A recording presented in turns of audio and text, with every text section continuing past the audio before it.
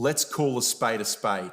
The price that you advertise a property for has a direct impact on the amount of inquiries you receive on that property. It has a direct impact on the amount of buyers that walk through the home, which then convert to bidders, then drive the price up for your clients to receive the best possible result. Now, what I'm going to do is I'm going to paint a little bit of a picture, and I'm really going to amplify these numbers just to send a message. Let's say, for example, you list a property that's worth around $500,000. And say, for example, you were to advertise that property, which you wouldn't do because it's illegal and it's deceiving. But just to paint a picture, you were to advertise it for $1. You would see hundreds of buyers walk through, potentially even thousands, if you were to advertise it for $1. Now, on the complete flip side, if you were to advertise that property for $1 million, you would see probably nobody walk through. So it's a bit of a balancing act to find the right price point to get the buyers through, while doing so authentically, openly, and transparently based upon recent comparative sales. Now let's call a spade a spade.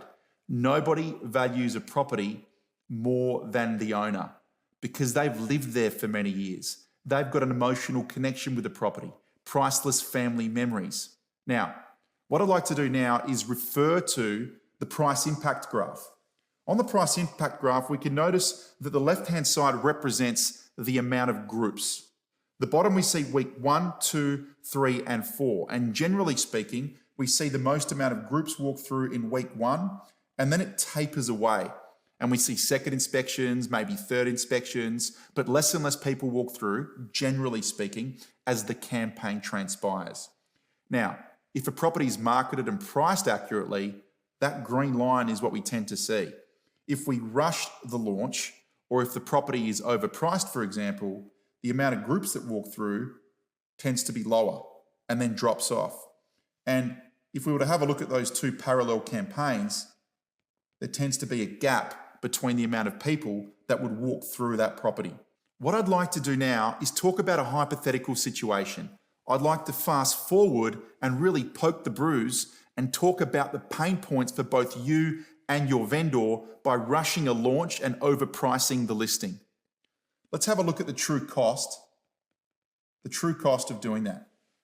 The true cost of rushing your launch, if a property is overpriced, is what I'm going to write here is 5+ years of your database. You may have been in contact with this vendor 5 years, 7 years, for 10+ years to earn the right to list their property. And you know what? You thought you were going to go in there and list their property unopposed, but to your surprise, they called in your two main competitors. So you needed to pull out your boxing gloves and fight like heck to win that listing. And you finally won it. And now you're excited to launch, so you rush the launch, and all of a sudden, not many buyers walk through.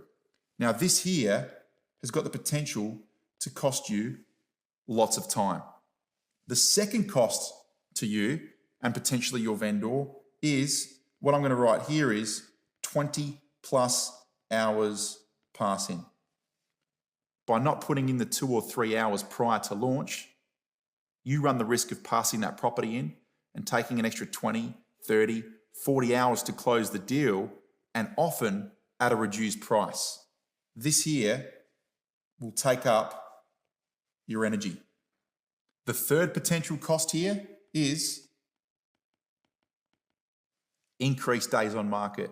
And what increased days on market usually means, not always, but usually, is a lower sale price. And a lower sale price will result in an unhappy vendor, and worse yet, your sales authority expiring and your vendors listing with your competitors.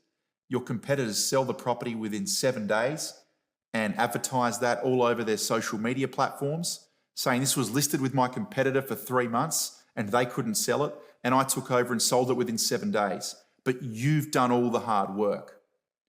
What we're going to do now is pull out the microscope inside the pre-campaign planning meeting, and we're going to talk through the step-by-step process of the 9-box framework so you can run this meeting with the maximum amount of impact in the shortest space of time.